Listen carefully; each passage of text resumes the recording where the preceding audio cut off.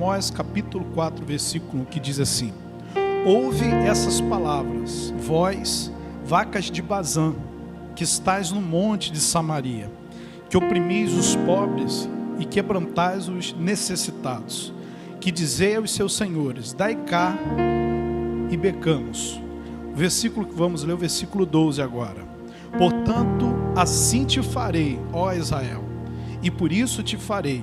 Prepara-te, ó Israel, para te encontrares com o Senhor teu Deus. Irmãos, esse capítulo 4 inicia com uma oração. O profeta Amós aqui, dentro do seu contexto de oração, ele também está fazendo uma denúncia sobre a injustiça social daquele tempo. No início do capítulo 4, ele até se refere aqui no conteúdo das suas palavras, ele fala vacas de Bazã.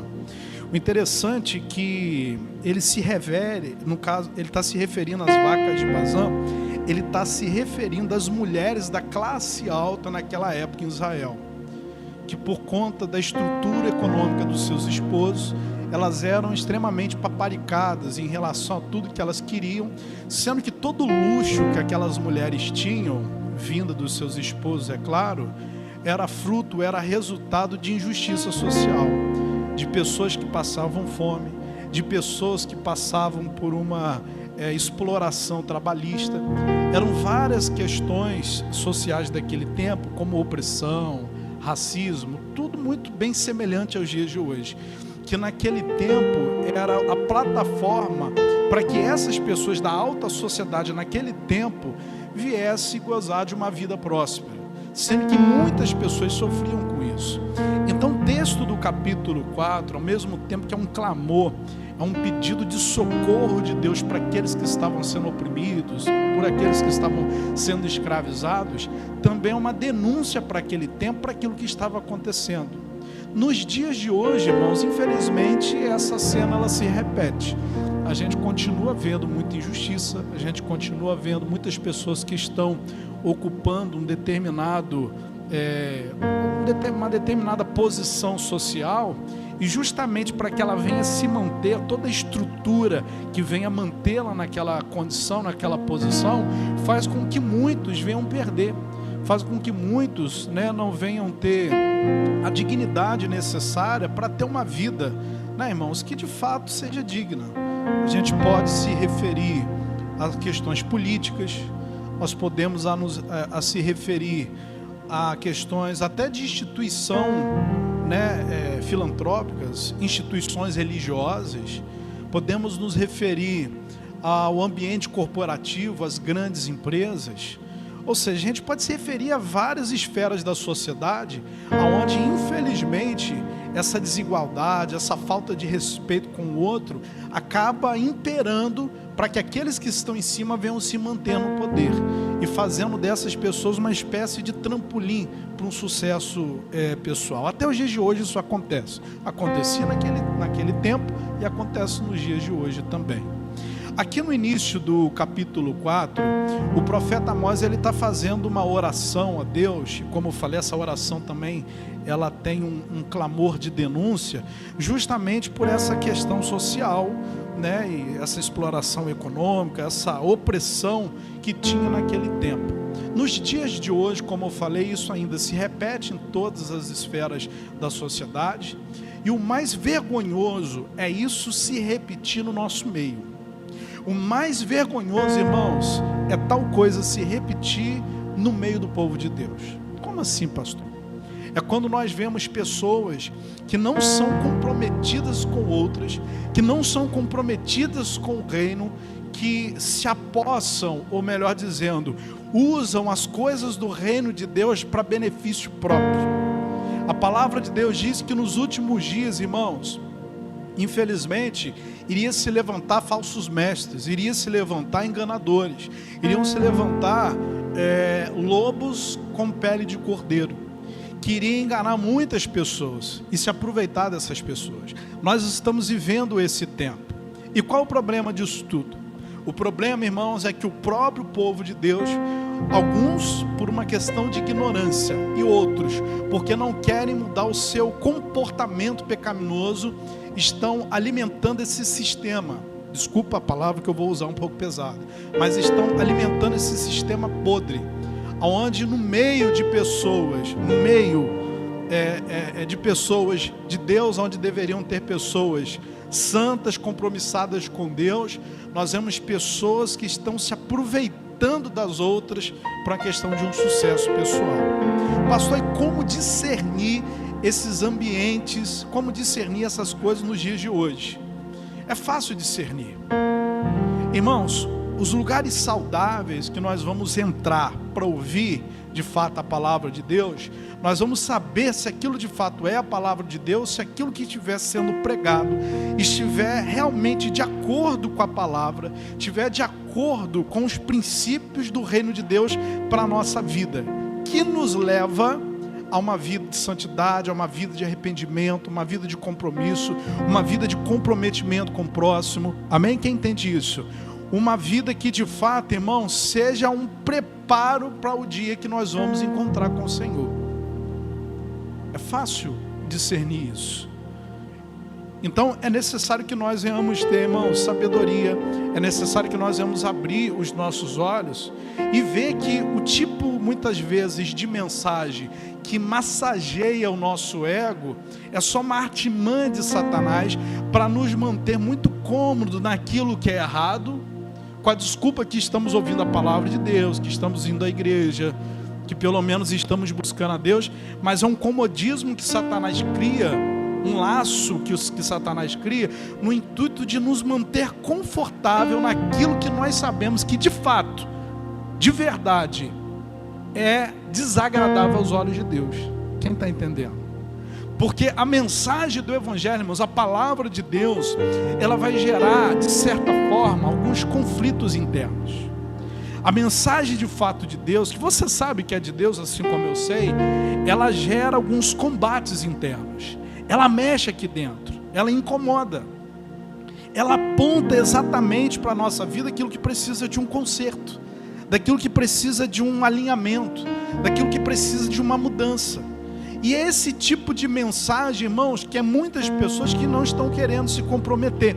Agora, por que elas não querem se comprometer? Justamente pelo fato da gente ter um cardápio à la carte de mensagens que massageiam o nosso ego, de mensagens que nos deixa confortável com a nossa vida, que a gente bem sabe, no fundo nós sabemos que aquele comportamento de vida não é agradável a Deus, mas como nós temos de montão esse tipo de mensagem, esse tipo de pregadores que massageiam o nosso ego, por uma questão de desculpa, por uma questão até de auto-engano da nossa consciência, de não, pelo menos eu estou indo na igreja, pelo menos eu estou ouvindo a palavra, pelo menos eu estou buscando, mas aquilo é a gente se enganando.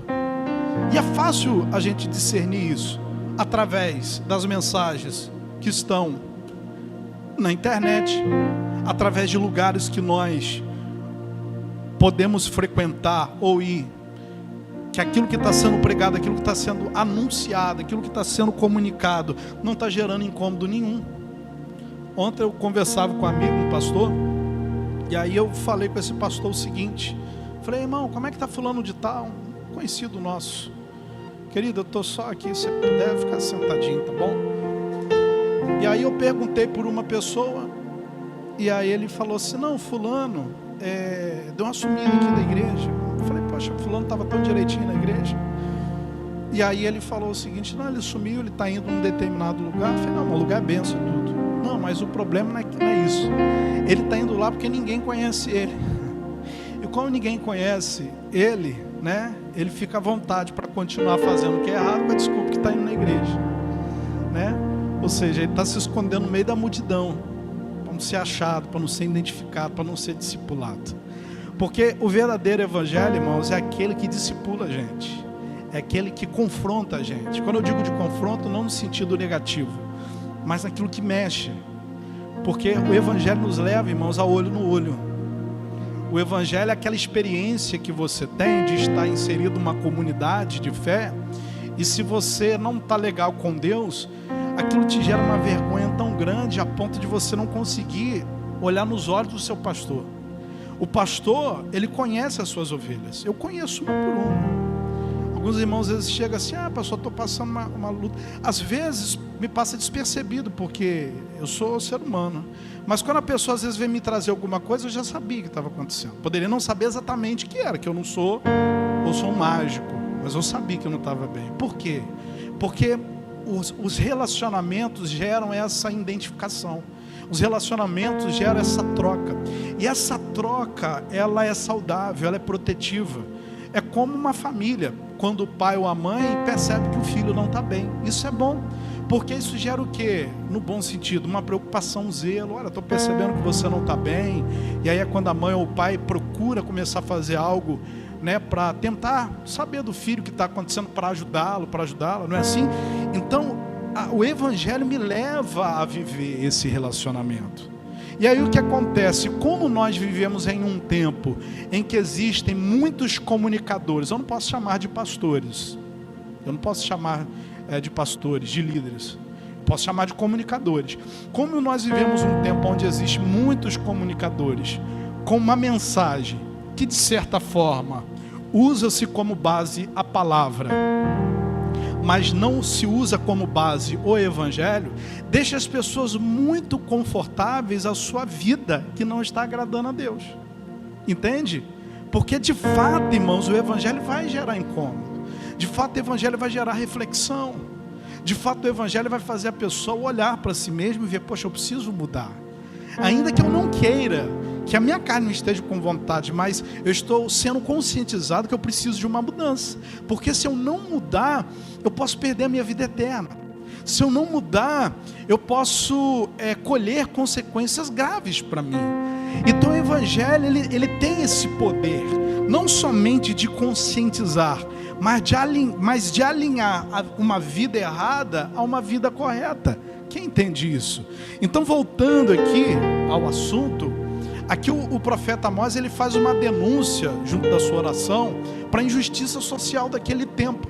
E nessa denúncia ele fala das mulheres, ele até de forma apelidosa, ele chama as mulheres de vacas de Bazã, que eram as mulheres que eram totalmente estruturadas financeiramente através dos seus maridos, e fruto desse financiamento, dessa estrutura financeira, era justamente o racismo, a desigualdade social, as pessoas que eram escravas, as pessoas que de fato eram massacradas para que delas saísse o sustento, para sustentar a estrutura dessas mulheres. Então essas mulheres nos dias de hoje podem representar várias coisas na nossa sociedade, como eu falei, o ambiente político, corporativo, instituições, inclusive uma parte da igreja, que se aproveita que as pessoas são ingênuas, que se aproveita das pessoas que não querem, que querem permanecer confortáveis no erro,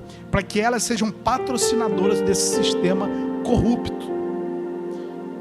E aí Deus sempre vai levantar o remanescente, Deus sempre vai levantar aqueles que em oração vão denunciar aquilo que é errado, como Amós.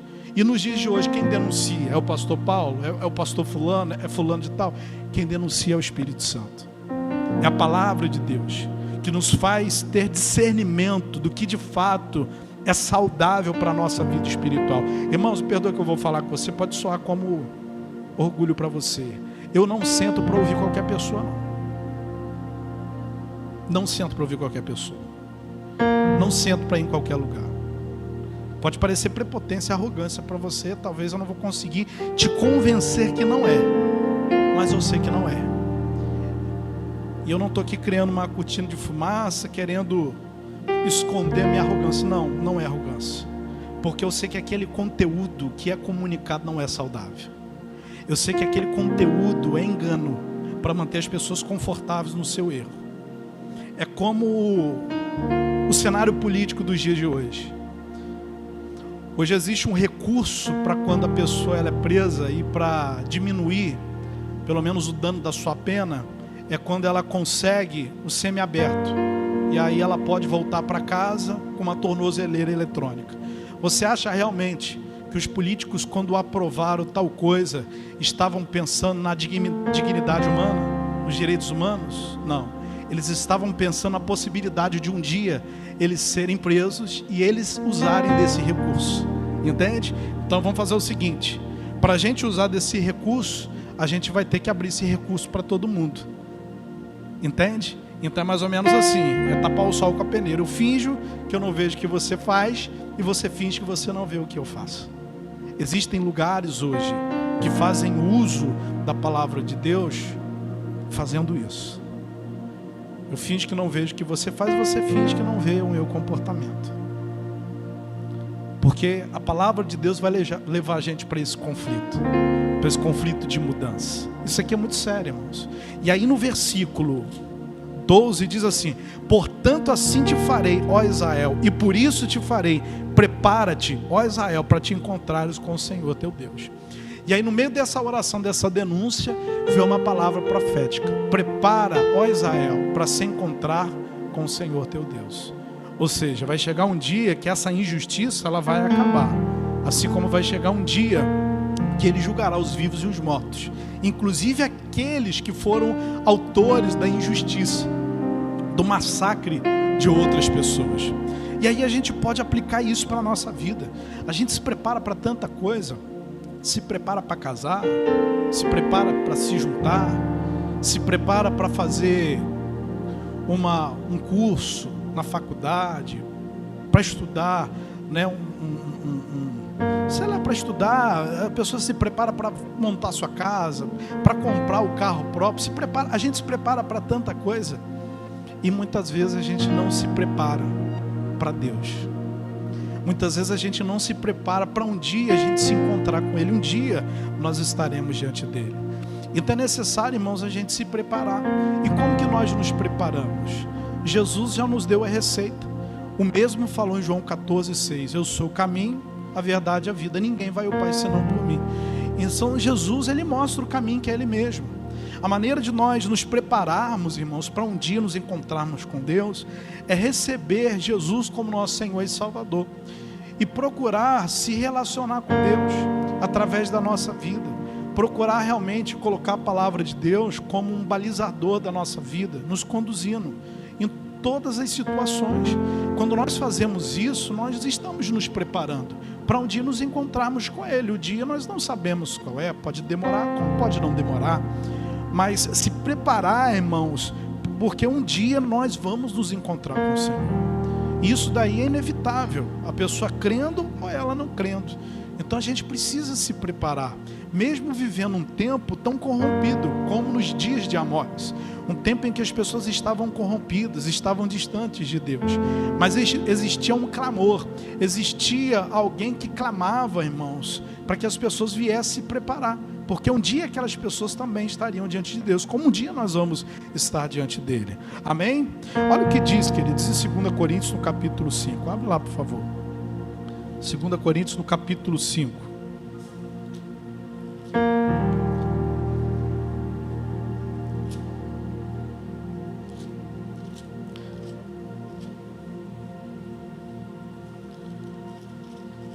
Segunda carta de Paulo aos Coríntios no capítulo 5.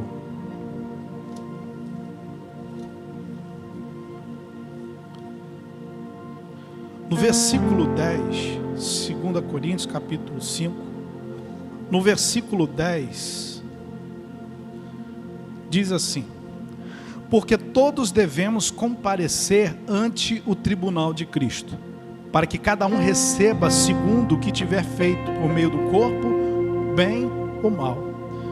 Eu vou ler novamente: porque todos devemos comparecer ante o tribunal de Cristo, para que cada um receba segundo o que tiver feito. Irmãos, todos nós um dia vamos estar diante de Deus, todos nós, e a gente precisa se preparar para isso.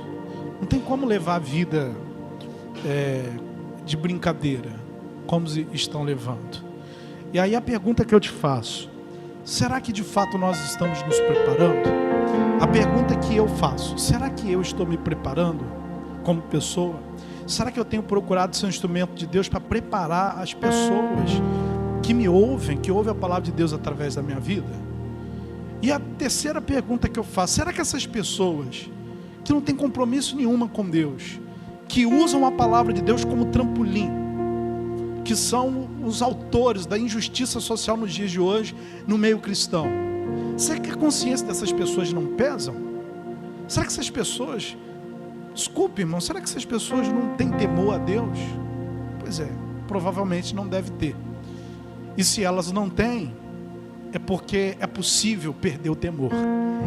E aí eu trago a pergunta para mim: será que eu tenho me preparado para que eu não perca o temor e fique tão insensível a Deus como alguns ficaram?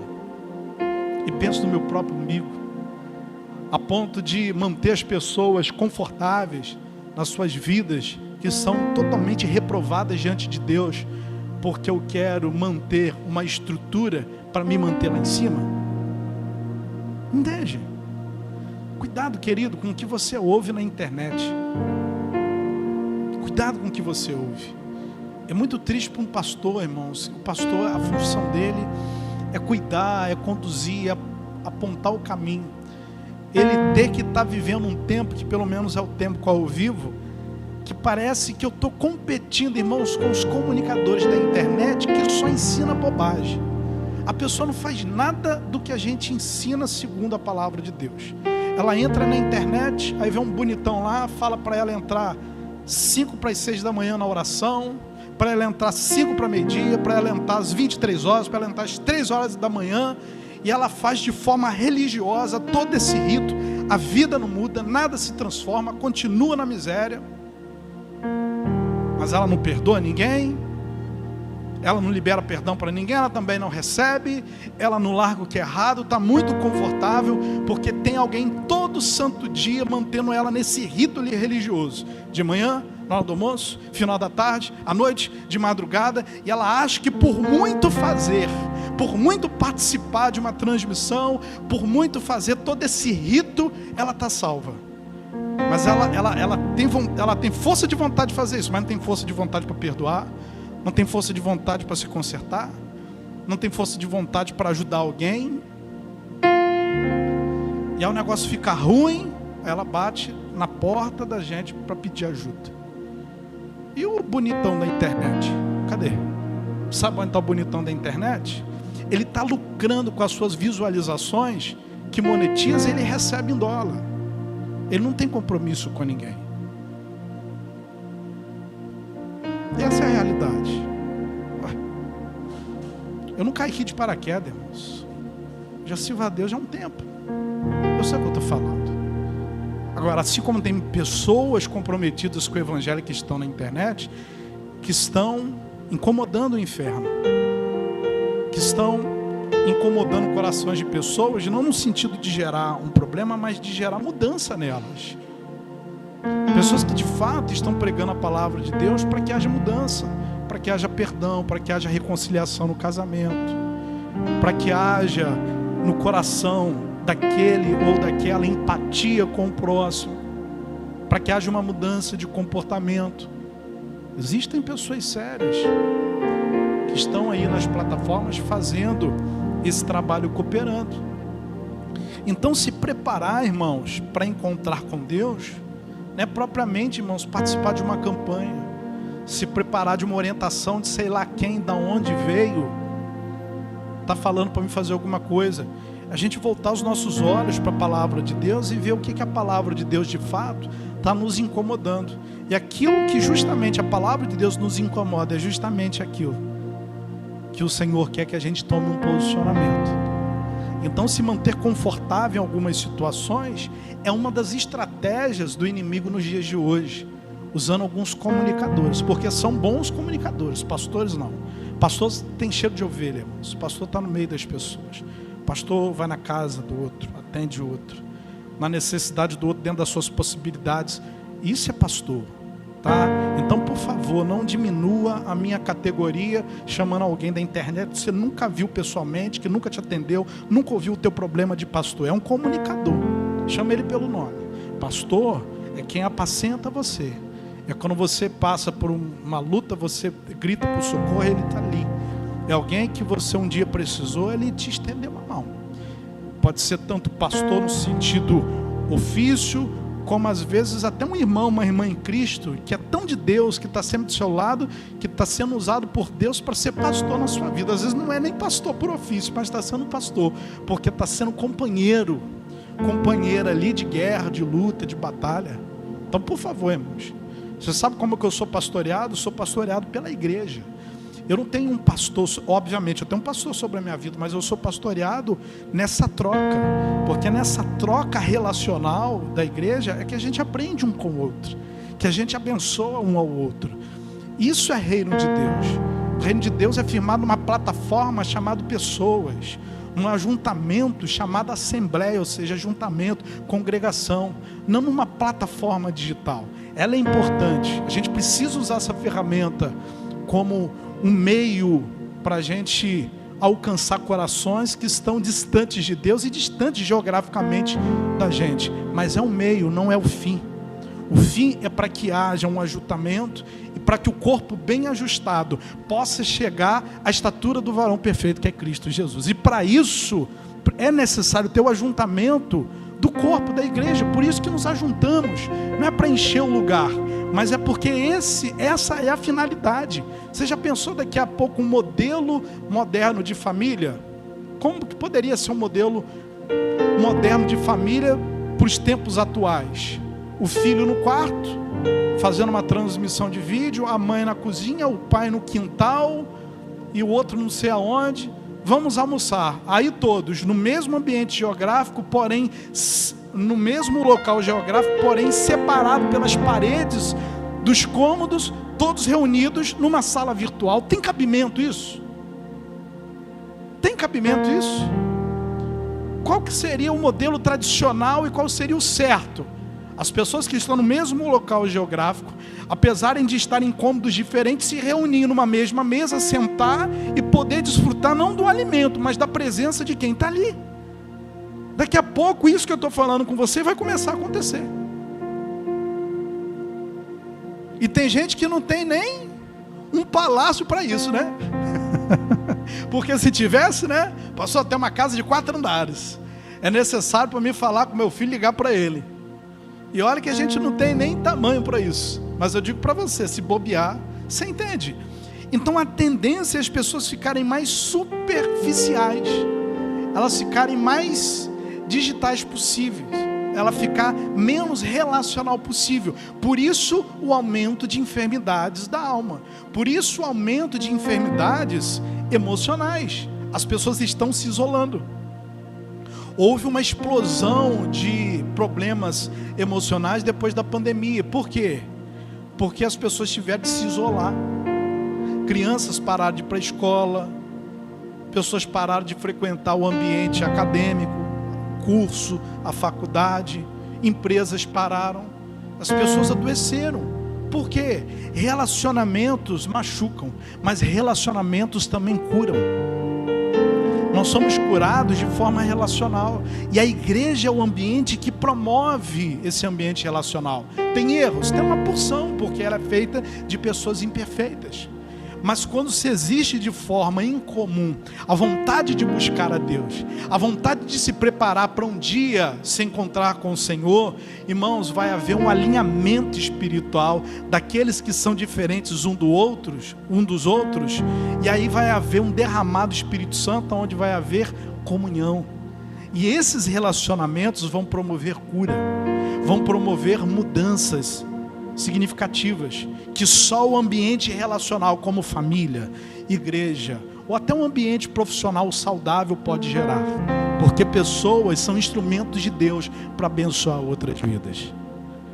Então nós estamos vivendo esse tempo, o tempo do preparo, e a nossa geração, ela está sendo muito tentada a viver de forma confortável nos seus erros, nos seus pecados, porque existem comunicadores que estão se aproveitando da sinceridade ou do comodismo de alguns, usando a palavra de Deus, pregando Bíblia, mas não pregando o Evangelho. E existe uma diferença muito grande de pregar a Bíblia para você e de pregar o Evangelho.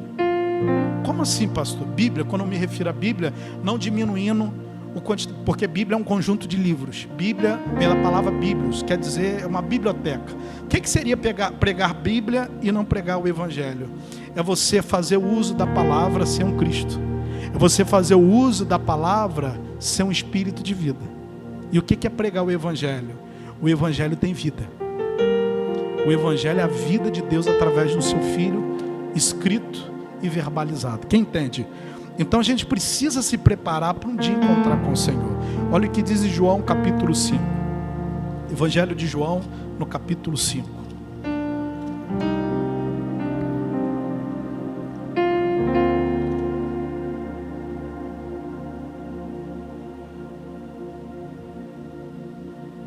Irmãos, a gente se prepara para tanta coisa, a gente precisa se preparar também para estar com Deus. A gente precisa. E a gente se prepara como? Andando no caminho. Jesus é o caminho. João capítulo 5, versículo 22 diz assim: e também o Pai a ninguém julga, mas deu ao Filho todo juízo. Ou seja, o julgamento vai acontecer através do Filho. Quem que é o Filho de Deus? Jesus. Agora, olha o que diz em João no capítulo 1. Volta um pouquinho. João capítulo 1, versículo 1.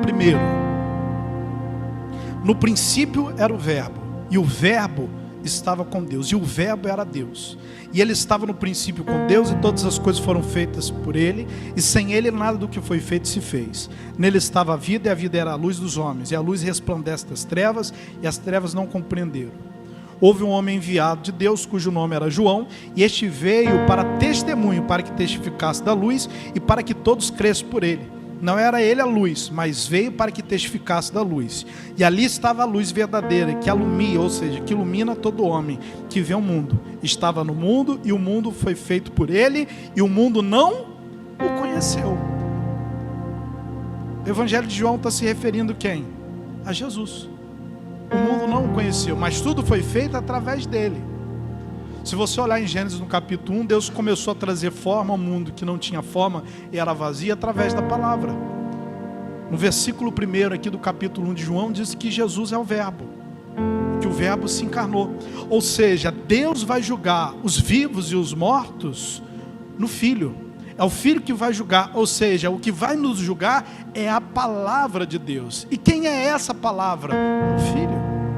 Eu vou ser julgado um dia pela palavra. A mesma palavra que vem com o poder de me abençoar, de me absolver dos meus delitos, dos meus erros, dos meus crimes espirituais, sendo esta palavra rejeitada, sendo essa palavra expurgada, não aceita na minha vida, é a mesma palavra que vai me condenar. Eu vou ser julgado pelo Filho. O Filho é a palavra. É por isso que a gente precisa ter um compromisso com Deus de acordo com a palavra do Senhor. É por isso que o discernimento que o Senhor vai nos dar nesses últimos dias, para que a gente venha de fato ter a testificação se nós estamos no caminho certo, é se o caminho que nós estamos trilhando está de acordo com o caminho chamado Jesus. Para esse comportamento está de acordo com aquilo que Deus expressa através do seu Filho, porque em Jesus Cristo habitou toda a plenitude de Deus. Então Jesus é o meu balizador, é o meu sinalizador comportamental. A minha vida está agradando a Deus? Eu preciso olhar para Jesus. Jesus vai me revelar se o meu comportamento está agradando o Pai. E o meu comportamento está desagradando o Pai. Porque o meu comportamento diante dos olhos de Jesus não está bom. O que eu tenho que fazer? Então eu tenho que buscar me consertar. Porque eu me consertando, eu estou me preparando para encontrar com o meu Deus. Então vou ser julgado pela palavra. O que vai pesar no grande dia não é o quantitativo de lives ou de cultos que eu estive presente, de lives que eu assisti, essa pataguada toda que tem, de manhã, de tarde, de noite, não sei o que, sei lá. O que vai fazer a diferença é se o meu comportamento estava de acordo com aquilo que está registrado. É por isso que eu preciso voltar os meus olhos. É por isso que eu preciso estar num lugar saudável, que vai me alimentar da palavra de Deus. O dia que não tiver alimento aqui, não cai fora, procura outra igreja. E me avisa que eu estou enganado para me sair fora também, que eu preciso de ajuda. Eu preciso estar num lugar que me alimenta. E esse alimento é a Bíblia. Esse alimento é a palavra de Deus, que mexe aqui dentro, que incomoda muitas vezes, mas que traz um alinhamento do meu coração com o coração de Deus, porque muitas vezes eu estou desalinhado do propósito dele. Então a palavra, ela tem esse poder.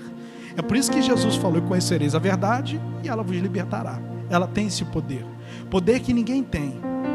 Amém, gente? Mas Jesus tem, através da palavra dele. Olha o que diz em Ageu. Abre lá, a gente já está terminando.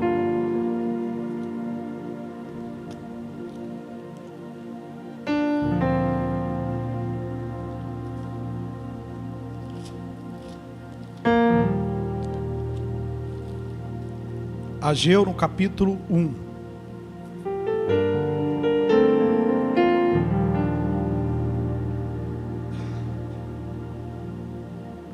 Irmãos, como eu acabei de falar, João 8,32 diz: conhecereis a verdade, e a verdade vos libertará. Jesus é a verdade.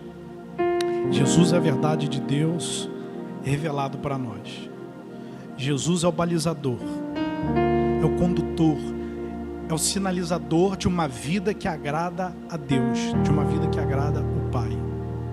É para Ele que a gente precisa olhar, é para Ele que a gente precisa se espelhar, é para Ele que a gente precisa ser conduzido, olhando para Jesus, como diz o escritor aos Hebreus, autor e consumador da nossa fé. Eu preciso olhar para Ele e parear o meu comportamento ao comportamento de Jesus. Se não tiver de acordo, eu preciso me esforçar então para colocar de acordo. Aqui em Ageu, no capítulo 1, no versículo 8, Ageu capítulo 1, versículo 8 diz assim: subi ao monte, trazei madeira e edificai a casa, e dela me agradarei, e eu serei glorificado, diz o Senhor. Irmãos, o capítulo de Ageu mostra exatamente o momento que o povo de Israel saiu do exílio na Babilônia. Não todos, mas pelo menos uma parte, milhares de pessoas. Quando eles voltam para sua terra natal, para sua terra onde Deus o havia inseridos, que era Israel, que era Jerusalém, era necessário reconstruir tudo, porque eles estavam 70 anos fora daquela terra. Ficaram anos fora da sua terra. Quando voltaram, era uma espécie de cidade vazia, uma cidade fantasma. Estava tudo destruído, inclusive o templo estava destruído. Eles começaram a reconstruir a cidade, inclusive a reconstruir o templo do Senhor, mas devido a alguns contratempos, a gente não vai entrar nesse contexto, eles interromperam a obra e cada um deles começou a se dedicar à sua vida pessoal. E aí Deus novamente já tinha usado Ageu, que era um profeta daquele tempo. Deus usa Ageu para trazer uma palavra de ânimo às pessoas, para que eles voltassem a reconstruir. Inclusive no livro de Ageu, que tem aquele versículo que a gente conhece, que a glória da segunda casa seria maior que a primeira. Quando Ageu fala que a glória da segunda casa seria maior que a primeira, Ageu estava se referindo ao templo, porque o templo, o primeiro templo, ele havia sido destruído. Então as pessoas que viram o primeiro templo de Salomão em pé, com toda aquela beleza, quando chegaram lá, depois de 70 anos, e viram tudo destruído, eles ficaram totalmente desanimados, e no coração deles, eles pensaram assim: olha, a gente não vai conseguir erguer o templo e fazer com que ele fique estruturado e belo, como ele era 70 anos atrás. Tinha um outro grupo, que eram de pessoas que não viveram ali em Jerusalém, mas que nasceram dentro desses 70 anos na Babilônia, mas ouviram as histórias dos seus pais, dos seus avós, e quando chegaram lá, viram o templo todo destruído, questionaram: mas esse era o templo tão belo, tão bem estruturado, que vocês contavam através de histórias? E tinha o terceiro grupo, amém? Que era aquele grupo que estava mais enganjado a fazer, mas eram desanimados por esses dois grupos, para não reconstruir. Resumo: o templo ficou às moscas, ficou parado, não houve a reconstrução. Então Ageu falou para que eles voltassem à reconstrução, porque de nada eles iria adiantar eles buscarem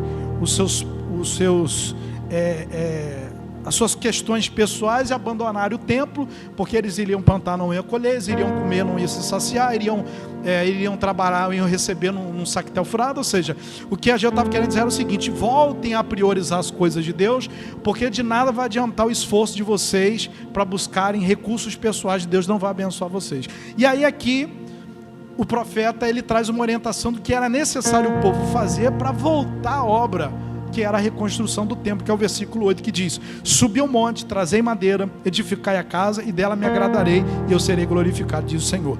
Bom, aqui tem alguns significados que a gente pode aplicar para a nossa vida. Aqui no versículo 8 diz o seguinte: subir ao monte. Irmão, subir ao monte significa estar mais perto de Deus. Como que eu posso me preparar para um dia estar diante do Senhor?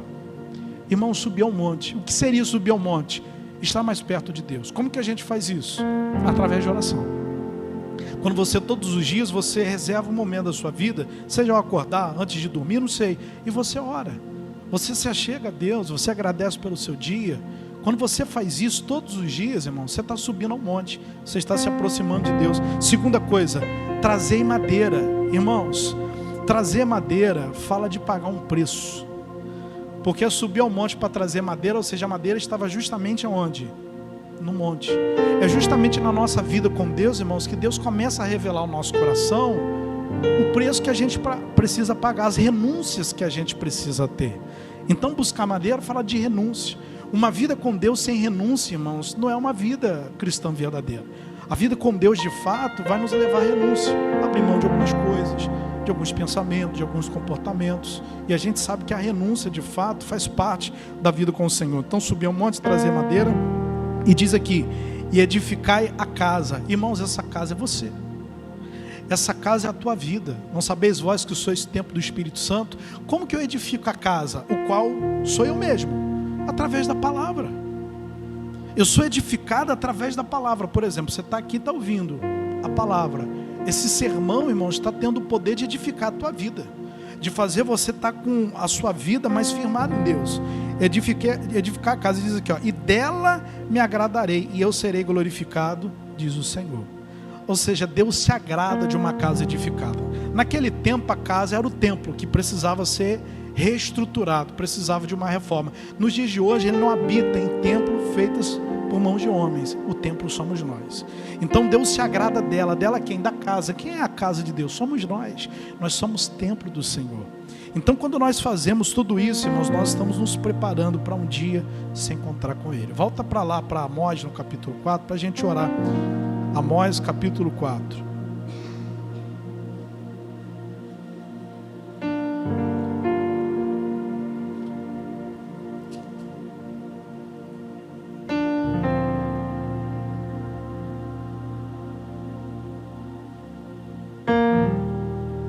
Irmãos, como a gente falou no início, Amós capítulo 4 inicia com uma oração e ao mesmo tempo uma denúncia do profeta.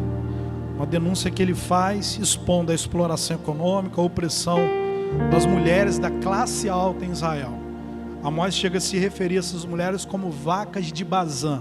Eram as mulheres que eram patrocinadas por conta da injustiça social das pessoas escravizadas, que eram vítimas de racismo, de opressão daquele tempo, o qual até os dias de hoje se repete. E como eu falei, o pior que vê esse tipo de comportamento se repetindo nos dias de hoje, em várias esferas da sociedade, sendo ela política, ambiente corporativo, dentro das instituições, sejam elas religiosas, filantrópicas, entre outras coisas, o pior é ver esse comportamento opressivo acontecer dentro das igrejas,